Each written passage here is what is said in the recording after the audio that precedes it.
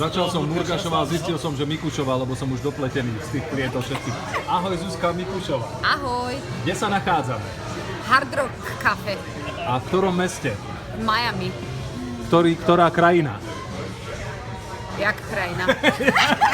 USA. Robím si trošku, tak si uťahujem s klientov, lebo povedala mladá pani, že teda tak závidela trochu mladému pánovi tu, že z neho sa stala teraz videocelebrita, tak som začal s ňou.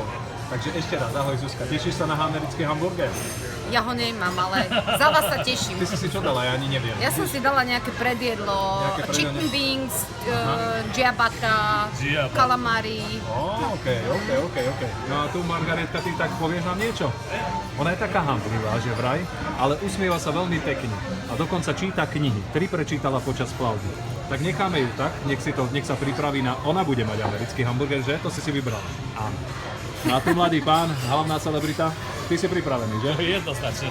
No a kde sa nachádzame, tak pre všetkých Čechách na Slovensku, len aby ste vedeli, Hard Rock Cafe, Bayside Marketplace, Miami. Ako by to bolo bez obedu a bez amerického hamburgera. Takže čaute, krasavica. Čau. Ahoj.